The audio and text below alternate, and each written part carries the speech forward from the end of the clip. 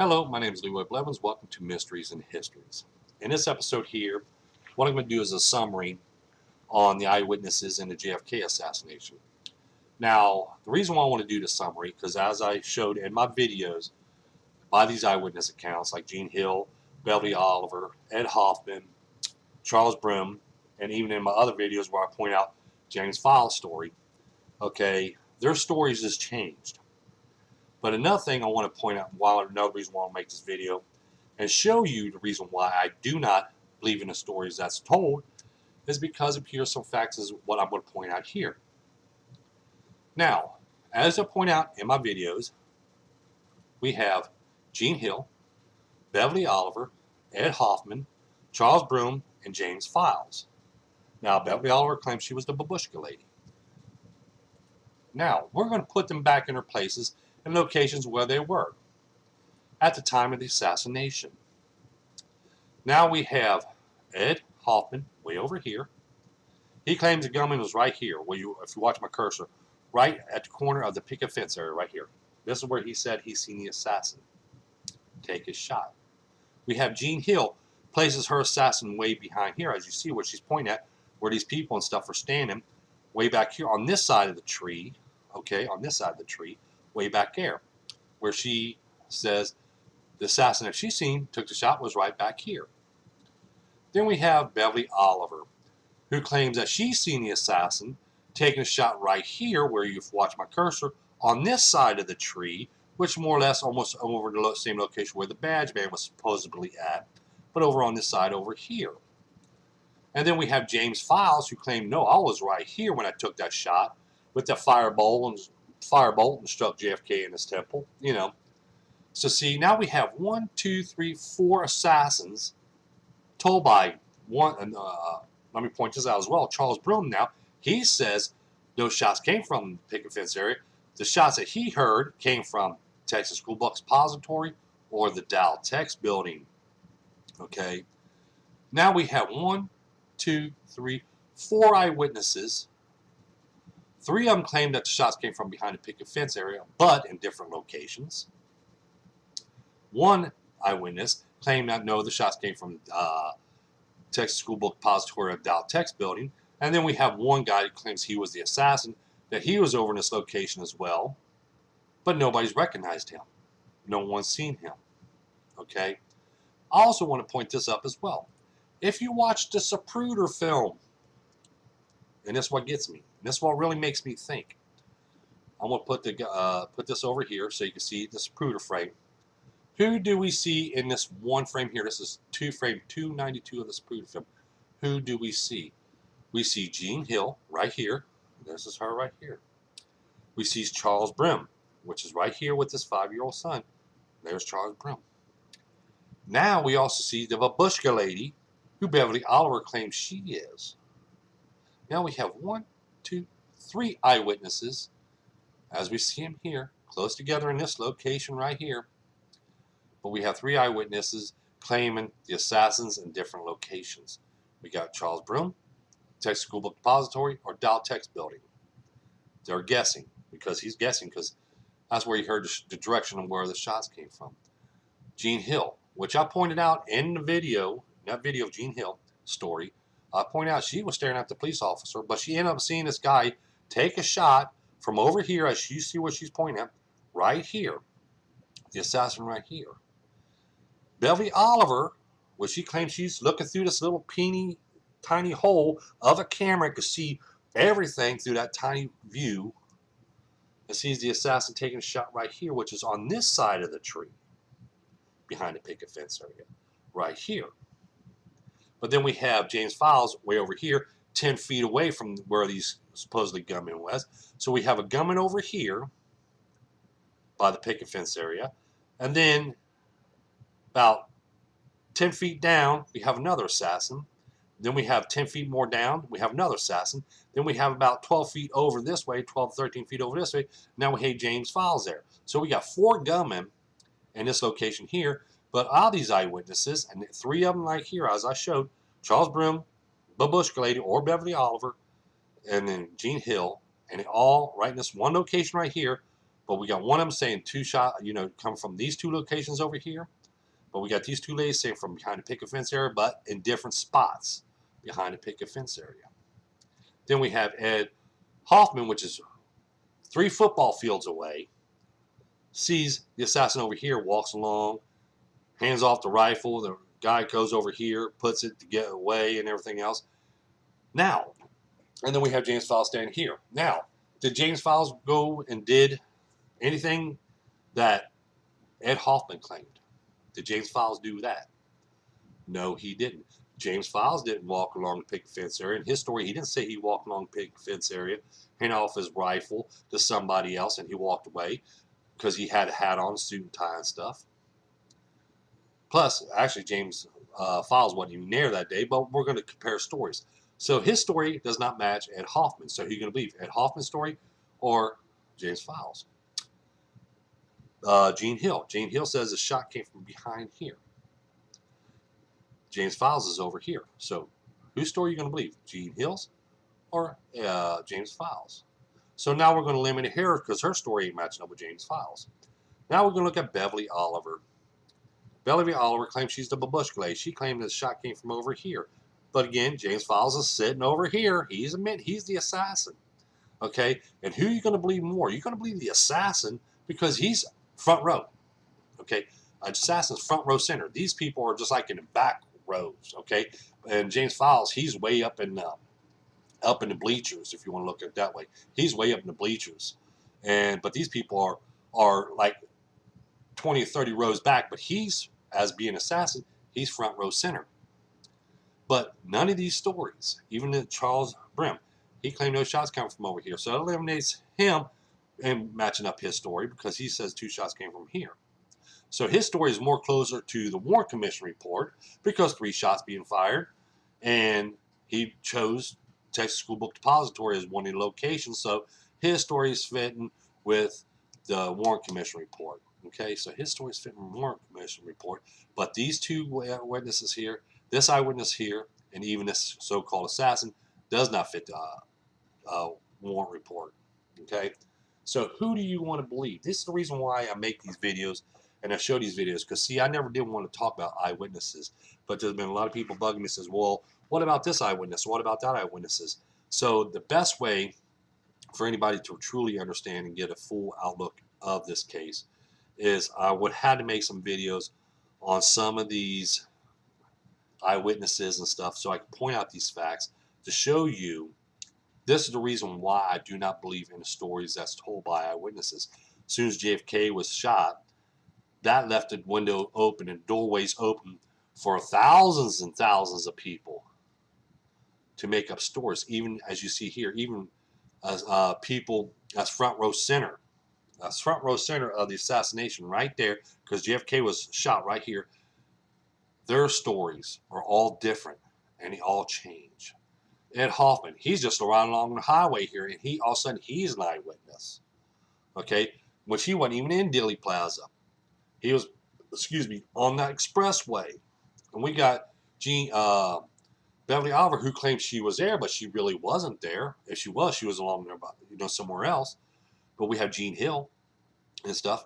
Now you're telling me we got 1, 2, 3, 4 eyewitnesses and 1 so-called assassin.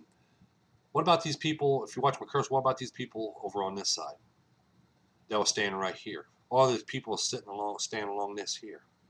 All the people is right along here. All the people is running around here. All the people are along here. Do we hear about them? They're not front page news. They're not front page news. But we see Gene Hill front page news. We see Beverly Oliver on front page news. We see Charles Bremen on front page news. We see James Files on front page news. We see Ed Hoffman on front page news. Plus, we see these people in documentaries and talk shows and everything else. We see this. But we don't see any of the people that was along this road here, along Houston Street. We don't see no people that was on the corner of Houston now. And their stories and these things, they're only showing us people that has books out, that's selling books, them getting royalties off their books. This is why I say Ed Hoffman might have a book. I think his story is in somebody's book. I know Gene Hill has a book. I know Beverly Oliver has a book. And I know James Files has a book, okay, out. I don't know if Brum's got one or not. I got to look into that one still. But as you see here, we have 3 eyewitnesses alone. Okay, 3 eyewitnesses alone. This one, this one, this one, all in the same location. And all 3 of their stories are different. You would figure with Jean Hill claiming she's seen the assassin behind the picket fence and Beverly Oliver seeing the gunman behind the picket fence, you would even think their stories, because they're supposed to be right here, you would think their stories line up, but they don't. There's still different stories that's told. Jean Hill claims the assassin was way back here when he took the fatal headshot. Beverly Oliver says, no, that fatal headshot came from over here. So Beverly Oliver is eliminating Jean Hill's story. Jean Hill's eliminating Beverly Oliver's story. Charles Brim, right here, his story is eliminating both of their stories, and her story is eliminating their both stories, and her thing is eliminate their stories, and they're also eliminating James Files' story right along with it. And this Edmund Hoffman here is going to eliminate all 4 of their stories for his story. So see, who do you want to believe? As you see here, we got the Babushka lady, Charles Broom, Jean Hill, all in the same location right here. They're close together, but even these 3 eyewitnesses' stories are different and they change. You see what I'm saying? This is the reason why I don't believe in stories that's told in JFK assassination. Because if we believe these stories and base our research and our evidence on these stories, we're not going to get nowhere. That's why this case in the JFK assassination case didn't get nowhere. And this is the reason why I go into details, because it's like, there's no way that this story can be true because it doesn't fit. Like I said, when I make these videos, I make the videos just to show the evidence. I'm not in it for the fame. I'm not in it for the glory. Okay, I'm not into it. I believe in the case should be solved, put to rest, close the case, put it to rest, and it's time to go on. But every day, they got these people pushing these false information out there, saying this and saying that, and then you got this person fighting with this person because somebody will believe Ed Hoffman's story will fight with somebody that believes Beverly Oliver's story. Or somebody that believes Jean Hill's story will fight with Beverly Oliver's story, with their people. It's like you got different people in different locations because this person believes James Files did it. This person over here says, no, it didn't happen. This person. That's why the JFK assassination, if you go look and really study the case and you'll see thousands upon thousands of different sites, different books and stuff, and everybody's story is never the same. They'll point out either the mafia was behind it, or Lyndon B. Johnson behind it, or the government was behind it, CIA's behind it, Castro was behind it, or one thing or another. These stories are all different because everybody has their different followers. I'm not worried about looking for followers. I'm not looking for people to say, hey, just believe me, because if you don't believe me, I always put it, if you don't believe me, that's your opinion. That's fine. I have nothing against it. You want to believe Ed Hoffman's story? Fine, do it. If you want to believe Beverly Oliver's story, fine, do it. Jean Hill, same thing. James Files, same thing all the way around. But I'm showing you the reason why I don't believe in their story. And I don't use their stories in my research because it's all falsified information from my research. Like I said, I did research and investigation on Oswald. I did research and investigation on the assassination. I did research and investigation on James Files, on Ed Hoffman, on Charles Broom, on Beverly Oliver, on Jean Hill, and all these other eyewitnesses.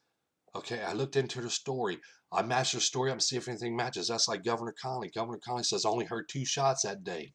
He's true because his story fits because he was right here when the 2 shots rung out from right here, which was close by him. He said he was hit by the second shot, but not by the first shot. The first shot that he heard was the fatal headshot to JFK because that's at ground level. And when he was turning off to his left, his story matches what we see in this Zapruder film.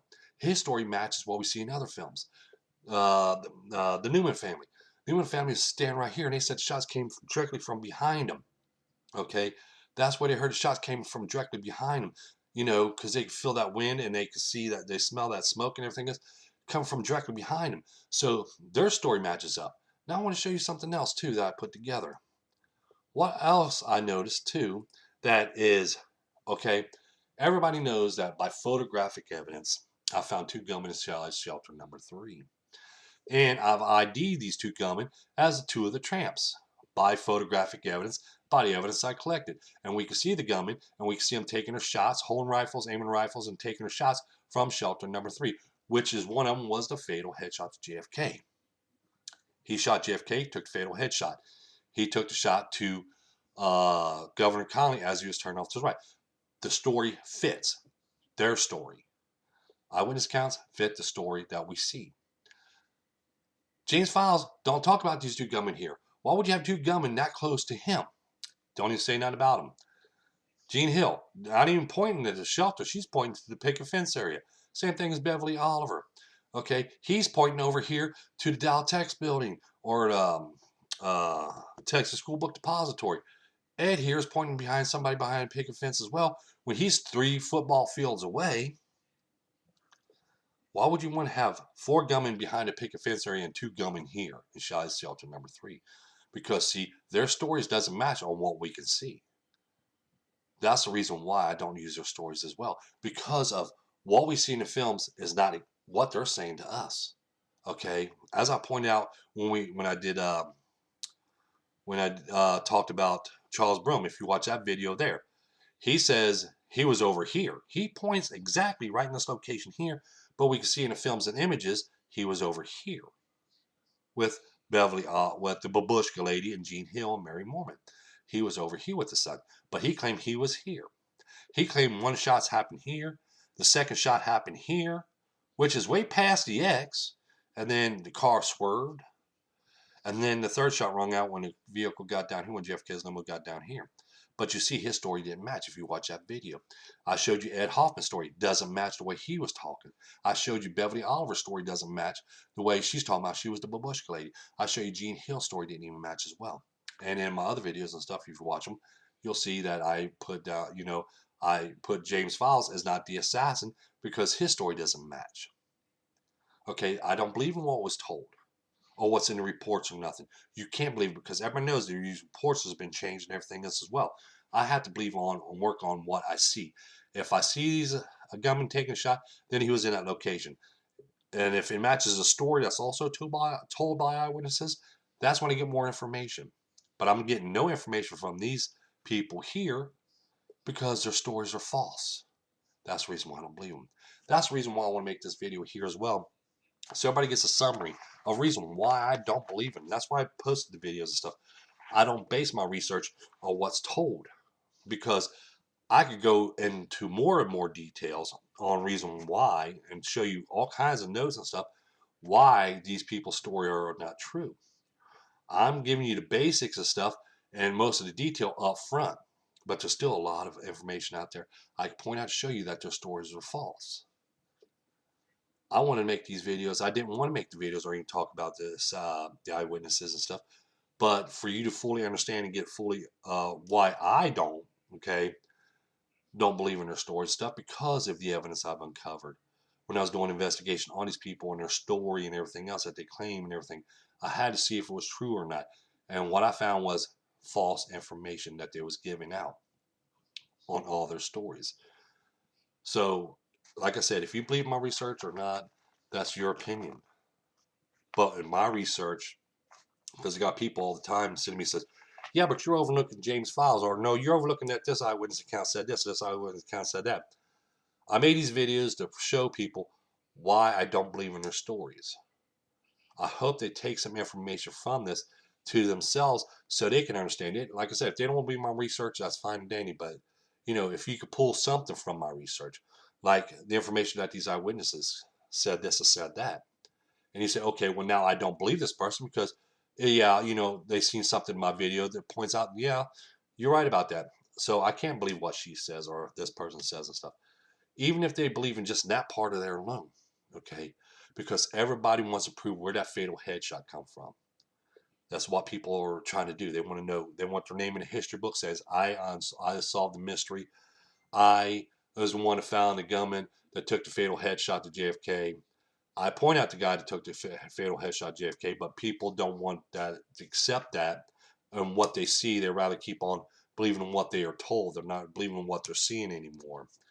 They want to believe that that fatal headshot came from behind the picket fence area. They want to believe that fatal headshot came from the south side knoll. Okay, they want to believe that. They don't want to believe that this evidence was out there in front of them this whole time. The gunman's in the Mormon photo. The shots is in the Orville Nix film. They're in the Bronson film. The fatal headshot to JFK and the shot to Governor Connolly. Eyewitness accounts also backs it up as well. That's why I only use very seldom. I'll use eyewitness accounts if they're eyewitness accounts story matches my research and it lines up the way we see everything in films and images. That's the truth. Because a researcher has to do an investigation on these stories. He can't just base everything on what they tell him. He's got to investigate it like I do. I investigate it to see if it could happen or not happen. And in their stories, it could not happen. By what they tell us, by the location they are, and how they point things out, there's no possible way, especially when they're contradicting themselves, when they're saying, I'm seeing a gunman right there, when they're looking in a different direction as well. Or I'm using this type of camera when I'm filming because I'm filming this movie and stuff. When you can see plain as day, it wasn't the camera that was. So see, there's a lot of things that I can point out. Don't forget that like button. Don't forget to subscribe. Don't forget to tell your friends about us. Share this video on the social medias and networks and stuff. Like I said, let everybody know this information.